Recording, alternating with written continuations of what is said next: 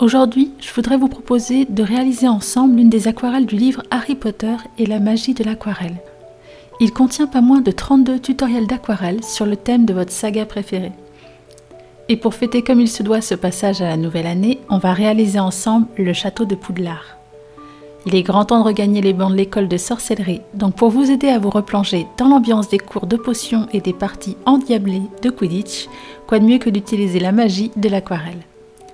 Ce tutoriel a un niveau de difficulté de 3, mais pour vous faire la main, le livre propose également des tutoriels accessibles pour les débutants.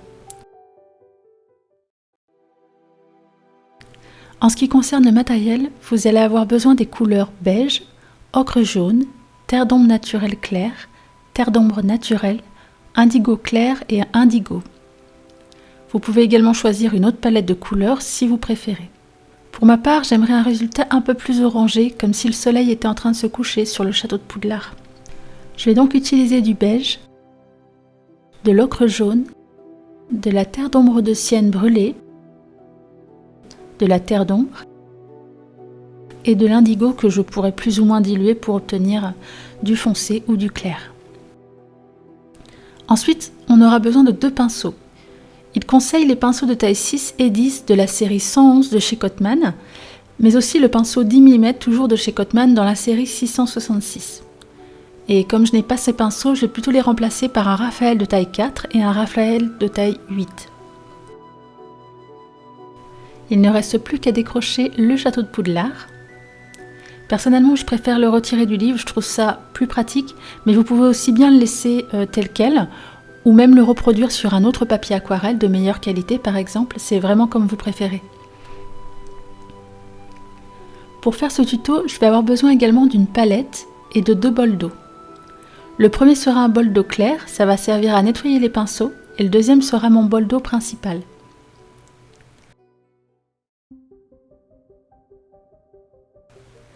Maintenant qu'on a tout le matériel à disposition, on va pouvoir commencer. Je débute toujours par éveiller les couleurs en ajoutant un peu d'eau directement dans les godets. Vous pouvez le faire aussi avec un spray, ce qui est beaucoup plus rapide. On va commencer par faire la première couche du château. Et pour ce faire, on va appliquer une teinte beige clair sur l'ensemble du château et des falaises en veillant à ne pas déborder sur le toit. Et tant que la première couche est encore humide, on va pouvoir ajouter de l'ocre jaune et de la terre d'ombre claire. On va donc utiliser le pinceau de taille 10, donc pour cette vidéo j'utiliserai le Raphaël numéro 8 de la gamme 845. Tout d'abord je mouille mon pinceau et j'essaie de faire en sorte que mon beige soit bien dilué. Et je vais ensuite l'appliquer un peu partout. Je rajoute un peu d'eau. La petite difficulté avec le papier qui est fourni avec le livre, c'est qu'il est assez fin. Donc il faut faire attention à ne pas trop le gorger d'eau. On va donc devoir trouver un juste équilibre.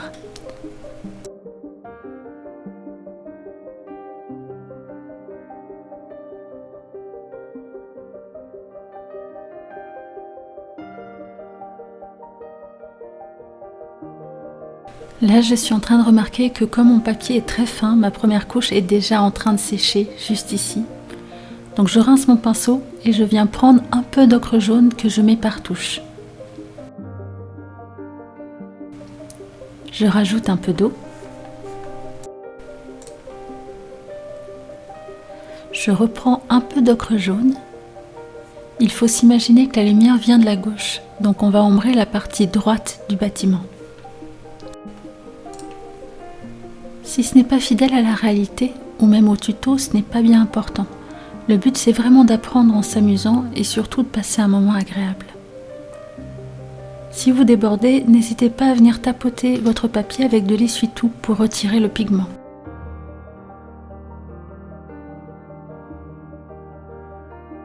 J'ajoute un peu de terre naturelle, tout en essayant de penser aux ombres. Je préfère vous avancer certains passages pour éviter que la vidéo ne soit trop longue. Une autre difficulté de ce tuto, c'est vraiment de parvenir à travailler vite, car comme je vous le disais, le papier sèche très vite. Je vous recommanderais donc de ne pas peindre tout le bâtiment d'un coup, mais d'y aller plutôt zone par zone.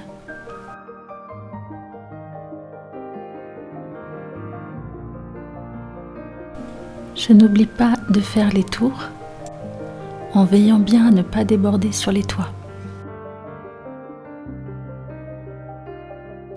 J'ajoute de l'ocre jaune sur la droite des tours. Là, vous voyez, comme le papier gondole assez vite, ça a créé une bavure. Donc j'essaie de retirer un peu d'eau et de faire fusionner les couleurs entre elles.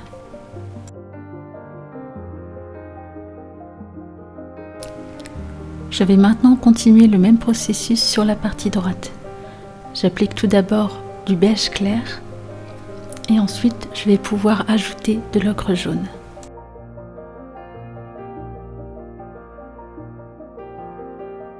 Avec l'ocre jaune, j'insiste surtout sur la droite du bâtiment et j'en profite pour ajouter quelques petites touches par-ci par-là.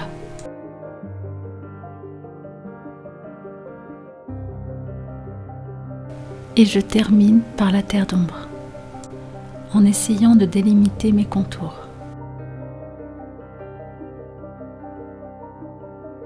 Je rajoute un peu d'eau pour fusionner le tout.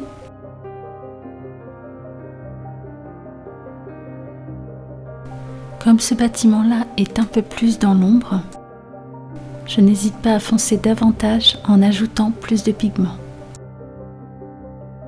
J'ajoute des ombres supplémentaires sur la droite des bâtiments à l'aide de la couleur terre d'ombre naturelle.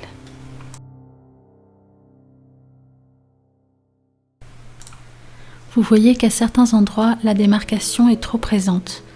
Je prends donc un peu d'eau claire et je viens frôler le côté de ma terre d'ombre naturelle pour adoucir ses bords et la faire fusionner avec l'ocre jaune.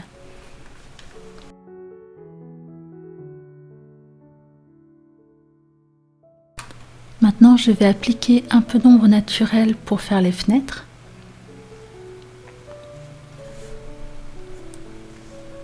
Et je vais aussi ajouter quelques ombres sur les bâtiments. Pensez toujours à bien adoucir vos bords avec un peu d'eau claire. Maintenant, on va pouvoir peindre la dernière partie du bâtiment sur la droite.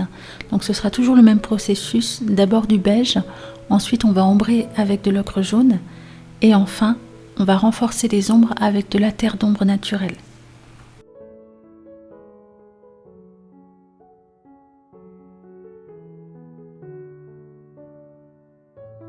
Ensuite, j'ajoute des ombres supplémentaires, toujours à l'aide de ma terre d'ombre naturelle claire, sur la partie droite des bâtiments pour renforcer cet effet de lumière.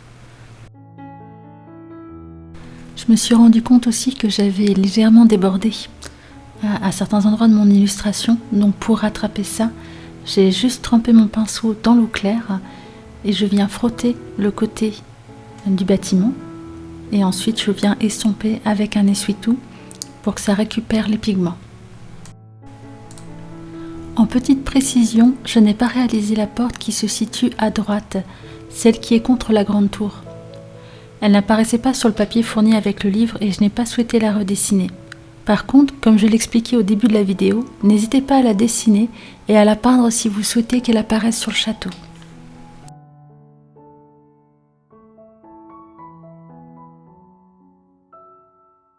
Une fois que vous avez terminé de peindre le château et les falaises, vous pouvez laisser sécher naturellement votre aquarelle ou bien accélérer le processus de séchage avec un sèche-cheveux ou bien un pistolet thermique.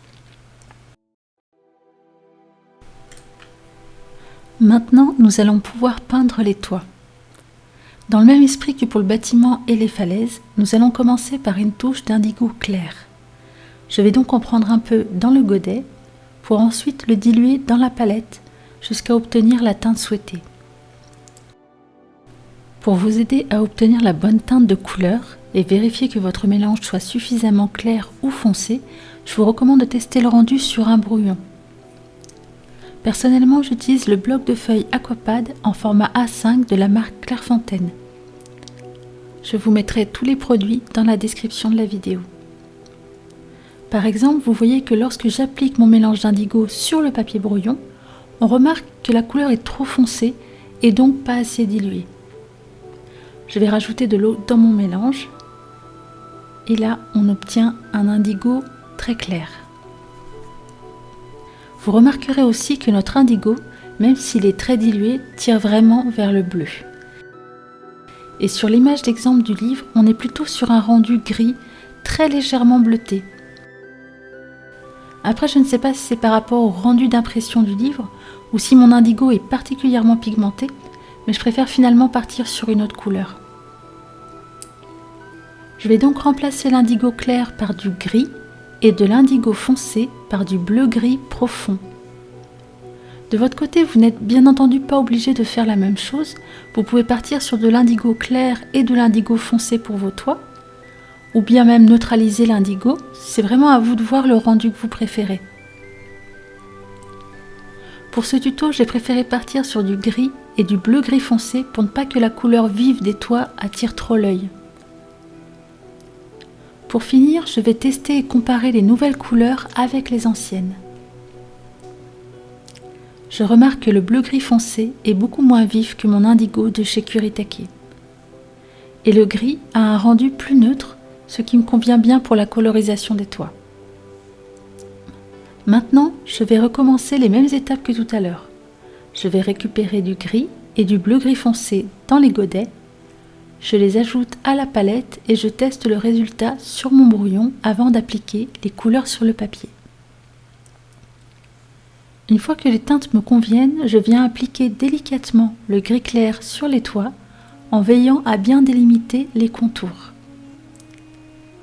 Je ne peins que les 2 premières tours pour que la peinture soit encore humide quand je vais appliquer la teinte plus foncée par-dessus et qu'une belle fusion se crée entre le gris et le bleu-gris foncé. Ensuite, je rince mon pinceau dans l'eau claire, je l'estompe sur un essuie-tout pour enlever le surplus d'eau et je viens frôler le côté gauche du gris foncé pour adoucir ses bords et provoquer une fusion plus harmonieuse avec le gris clair. Et je vais répéter ce processus pour tous les autres toits.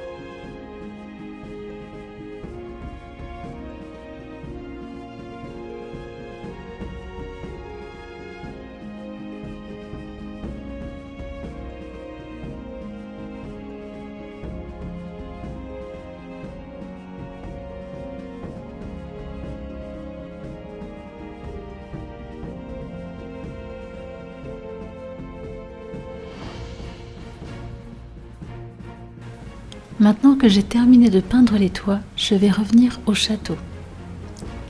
Je vais refaire des mélanges de terre d'ombre naturelle claire et de terre d'ombre naturelle foncée, toujours en testant à l'avance le résultat sur mon brouillon. Ensuite, je viens appliquer de nouveau de la terre d'ombre naturelle claire et de la terre d'ombre naturelle foncée sur les côtés du bâtiment pour renforcer l'effet d'ombre. Toujours en veillant à estomper les bords avec de l'eau claire que j'ai préalablement tapoté sur un chiffon ou sur de l'essuie-tout pour retirer le surplus d'eau. Et je vais répéter ce processus sur toutes les ombres du château, y compris celles des fenêtres. Pour cette partie, l'ombre se situera sur la gauche avant de s'estomper vers la droite. Ça va permettre de creuser les fenêtres et de les faire apparaître sur votre aquarelle. On va continuer la même chose sur les autres parties du bâtiment en révélant des ombres à droite et en creusant de nouvelles fenêtres. Et ensuite, on poursuit l'ombrage de notre aquarelle sur les falaises, toujours avec de la terre d'ombre naturelle et de la terre d'ombre naturelle foncée. Je n'hésite pas à revenir appliquer une nouvelle couche sur les parties que je souhaite foncer davantage.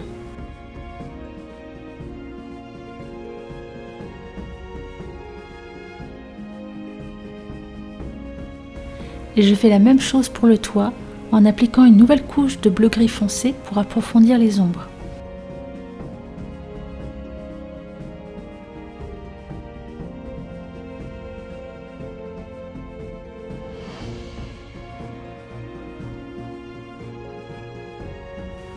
Pour finir, j'applique du bleu gris foncé afin d'apporter du détail aux toitures.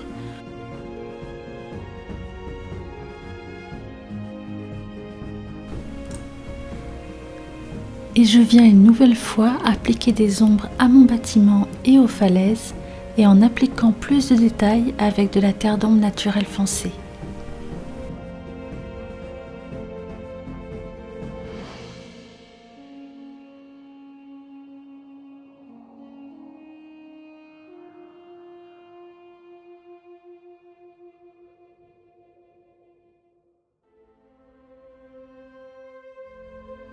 Et enfin, je termine cette aquarelle en ajoutant des traits plus fins au micron noir de taille 0,05 pour rehausser le tout.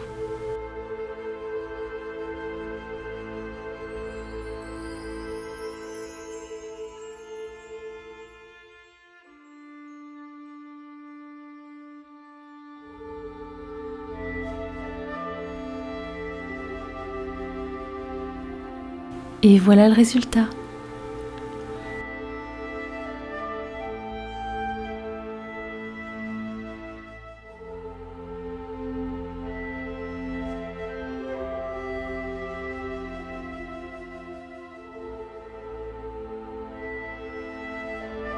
Dites-moi dans les commentaires si ce tuto vous a plu et si vous souhaitez d'autres vidéos de ce type. Si vous avez aimé la vidéo, n'hésitez pas à me soutenir en vous abonnant ou en mettant un petit pouce bleu. Et je vous remercie et vous dis à très bientôt.